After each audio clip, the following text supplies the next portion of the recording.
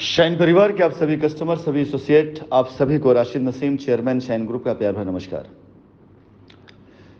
साथियों, ऊपर जो मेरी नंदकिशोर जी के साथ बातचीत की रिकॉर्डिंग भेजी गई है, ये मात्र एक कस्टमर का दर्द नहीं, यह एक रिकॉर्डिंग नहीं, यह किसी एक गुड्डू शर्मा की कहानी नहीं, बल्कि शाइन परिवार के उन हजारों लाखों कस्टमर को के जो हक मारे गए ना, उस हक मारने के लिए जो लोगों की तरफ से की गई साजिशें, उसकी कहानी है ये। एक्चुअली अगर इसको थोड़ा दिल की गहराई से सोचें, समझें और थोड़ा दिमाग लगाएं, तो आप देखें, पहले दिन से, जिस दिन से कंपनी के साथ ऐसी चीजें होनी शुरू हुई जहां पर लोगों ने कंपनी को बदनाम करना शुरू किया, यही लोग थे जिन्होंने कंपनी के खिलाफ धरना प्रदर्शन किया, यही लोग थे जिन्होंने कंपनी को बदनाम किया, और यही लोग 2022 तक, जुलाई 2022 तक कंपनी की जमीन पर यह गारंटी देते हुए रजिस्ट्रियां करा रहे हैं कि मेरी एमडी सीएमडी से बात होती। जरा सोचिए कि इन सब का ईमान कहां पर है। ये लोग क्या 2019 में सही थे, 2020 में सही थे, 2021 सही थे या 2022 सही थे? इन्होंने जब आपसे हित लेना था तो कंपनी को गालियां दी, इसके बाद जब पैसा मिलना हुआ तो इन्होंने दिखाया मेरी कंपनी से बात होती है। साथियों, ये किसी एक कस्टमर की कहानी नहीं है, ये अभियान है, ये हरकत है आप सभी कस्टमर का, जिनका 4 साल से मामला रुका हुआ है, उनको रोकने का। अगस्त 2023 में हम बैठे हुए हैं। साजिश की शुरुआत मई 2019 से शुरू हो चुकी थी। 2-4 महीने मान लेते हैं कि कंपनी ने बहुत प्रयास किए, बहुत हाथ पांव मारे, आप लोगों ने सहयोग भी किया, इसमें कोई दो राय नहीं है। लेकिन नेपाल त्रासदी के बाद कंपनी ने जितना कारोबार नहीं किया, उससे कई गुना ज्यादा कंपनी ने अपने कर्जे उतारे। कंपनी ने पैसे दिए 2019 में। जब कंपनी पैसे दे रही थी तब कंपनी के ऑफिसेस के नीचे खड़े होकर प्रदर्शन करवाना, धरने दिलवाना, ये नहीं जैसे लोगों ने करवाया। 2020 से जब कंपनी जमीन दे रही थी तो पहले जमीन की रजिस्ट्री जो लोग कर रहे थे उनके खिलाफ में सोशल मीडिया पर प्रचार प्रसार करना, उनके खिलाफ एफआईआर कराना, इन्होंने ही किया। फिर उन्हीं लोगों से मिलकर के अपने कस्टमरों की लायबिलिटी उतारने के नाम पर पैसा उगाही और रजिस्ट्री करना इन्होंने ही किया। साथियों, अब मैं बात किसी एक दो आदमी की नहीं करूंगा, बात मैं सारे कस्टमर करूंगा। ऐसी हरकतें सिर्फ इसलिए की जा रही हैं कि आप जरा सोचिए, अगर कंपनी वापस आती है तो क्या ये सारी चीजें छिपी रह जाएंगी? क्या ये सारे भेद दबे रह जाएंगे? ये सारे भेद खुल के बाहर आ जाएंगे, ये सारे राज खुल के बाहर आ जाएंगे।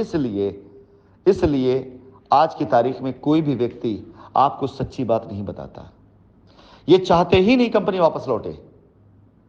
इनमें से कोई व्यक्ति नहीं चाहता कंपनी वापस लौटे। जो लोग कस्टमर के पैसे अपने अकाउंट में ले चुके हैं, जिन्होंने फर्जी रजिस्ट्रियां कराई हैं, जिन्होंने फर्जी बाउंड्रियां कराई हैं, जिन लोगों ने कंपनी से पैसा दबा के रख लिया, जिन्होंने कंपनी जमीन दबा के रख ली है, ये सारे लोग कभी भी नहीं चाहेंगे कंपनी वापस लौटे, कभी नहीं चाहेंगे ये। इसलिए इनकी कही बातों पर, इनकी फैलाई अफवाहों पर आपने विश्वास किया और अभी तक करते चले आ रहे थे। लेकिन अब कसमकश ये हो चुकी इन लोगों की कि नहीं यार, ये बंदा तो रुक ही नहीं रहा है, ये बंदा मान ही नहीं रहा। इसको इतनी गालियां पड़वाई गई, इसके खिलाफ इतने कंप्लेन किए गए, इसको भगोड़ा घोषित करा दिया गया, 5 लाख इनामी करा दिया गया, बहुत कुछ करा दिया गया, सोशल मीडिया पर ऐसी अभद्र टिप्पणियां कराई गई, उसके बाद भी बंदा नहीं रुक रहा है। तो जाहिर सी बात है कि एक इंसान इतने विरोध के बाद भी लड़ रहा है कि नहीं वापस आना है, और वो लोग जिन्हें जवाब देना है वो लगातार जवाब देने की जगह अमर्यादित भाषाओं का इस्तेमाल कर रहे हैं, गलत चीजों इस्तेमाल कर रहे हैं और बस भविष्यवाणियां कर रहे हैं। एक कदम कंपनी कोई बता दे जिससे कंपनी ने कभी जाहिर किया कि वापस नहीं आना चाहते। हमने अपने ऑफिसेस नहीं बंद किए, जबरदस्ती बंद कराए गए। हमारे बैंक अकाउंट को पुलिस डिपार्टमेंट ने सीज किया, हमने पैसा देना आखिरी दिन तक नहीं बंद किया था। हमारी जमीनों पर हमने पैसे के इन्वेस्टमेंट किए हैं। लोगों ने इल्जाम लगाया कि हम वहां पैसे लेकर के दुबई जा रहे हैं, जबकि हमारा पैसा इन्वेस्टमेंट है। अगर आज की तारीख में दोनों पैसे की वैल्यू मिला ली जाएगी ना 2019 के बाद से, तो मेरा पैसा ज्यादा लगा है। हमने हमेशा कोशिश करी कि अपने कस्टमर की लायबिलिटी को दूर कर दे, आज भी ये कोशिश की जा रही है। सुबह से लेकर रात हो जाती है, आप सभी से बात करते करते, ग्रुप पे मैसेज डालते डालते, सारे मैनेजमेंट देखते देखते, सिर्फ और सिर्फ इसलिए कि जिस दिन कंपनी वापस लौट आई उस दिन सुकून की लंबी सांस लेंगे कि सारे कस्टमर की लायबिलिटी उतर रही है, अब आराम कर सकते हैं। और तब तक हमने बिल्कुल आराम नहीं किया है। वो लाइन जो मैं दोहराया करता था कि असफलता एक चुनौती, इसे स्वीकार करो, कहां कमी हुई देखो और सुधार करो, वही कर रहा हूं मैं। मेरे लिए असफलता एक चुनौती के तौर पर है। मैं सफल नहीं हुआ हूं, एक चुनौती, मैं उसे स्वीकार कर रहा हूं, और जहां जहां कमियां हुई मैं उसका सुधार भी कर रहा हूं। जब तक सफल ना हो सुख और चैन को त्यागो तुम। और हकीकत है कि मैंने अपना सुख चैन सब त्याग दिया है इस लड़ाई को जीतने के लिए। संघर्ष का मैदान छोड़कर कभी मत भागो तुम। ये भगाना चाहते हैं, ये दूर कर देना चाहते हैं इस लड़ाई से, संघर्ष से, लेकिन नहीं, ये इनकी गलत फहमी है। राशिद नसीम की सांसें जब तक चल रही हैं तब तक ये तो संभव नहीं हो सकता है कि मैं मैदान छोड़ के भाग जाऊं। आप सभी से निवेदन है कि अब ऐसी चीजों को परखना, समझना और यकीन करना शुरू कर दिए जिन वजहों से आपकी लायबिलिटी अब तक लायबिलिटी बनी पड़ी हुई है। ये सारे नाम एक एक करके सबके भेद खुलेंगे, मुझे कुछ नहीं करना पड़ेगा। हर वो शख्स जिसने कंपनी का विरोध किया, फिर बोला कि मैं ये करा दूंगा, पोजीशन दिला दूंगा, रजिस्ट्री करा दूंगा, सबके भेद खुलेंगे, सब पे FIR होंगी, कोई नहीं बचेगा, कोई भी नहीं बचेगा। और अगर आपने ऐसे लोगों को बख्श दिया तो यकीन जानिए खुद के साथ, अपने बच्चों के साथ, अपने परिवार के साथ आप नाइंसाफी करेंगे। कोई नहीं बचना चाहिए अब इनमें से जिन्होंने झूठ बोल करके आपसे पैसा वसूला, पैसा दिलाने के नाम पर आपसे पैसा लिया, लायबिलिटी खत्म करने के नाम पे आपसे पैसा लिया, और आज वो कान में तेल डालकर घर बैठ चुके हैं।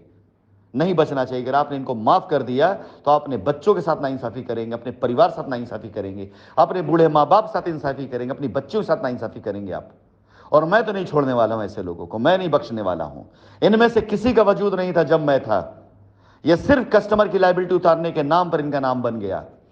एक जर्रे को भी उठा करके मैंने आसमान पे बैठा के तारा बना दिया कस्टमर की लायबिलिटी उतारने के नाम। अन्यथा जानता ही कौन था इन लोगों को, पहचान ही क्या थी इन लोगों की, और आज भी क्या पहचान इन सब की। इंतजार करें सारे के सारे लोग, राशिद नसीम अपने शाइन परिवार के साथ वापस आ रहे हैं। छोड़ूंगा नहीं, बख्शूंगा नहीं किसी को जिन्होंने ऐसे कस्टमरों के विश्वास को तोड़ा, कंपनी को बदनाम किया, खुद के बैंक अकाउंट में पैसा लिया। मैं एक भी ऐसे इंसान को नहीं छोड़ूंगा। कोर्ट के दरवाजे खुल चुके हैं, बहुत दिन तक मुकदमा चलेगा उन लोगों के लिए जो नाइंसाफी की राह पर थे, और जो सच्चे हैं उनका हक मिलना वक्त की बात है।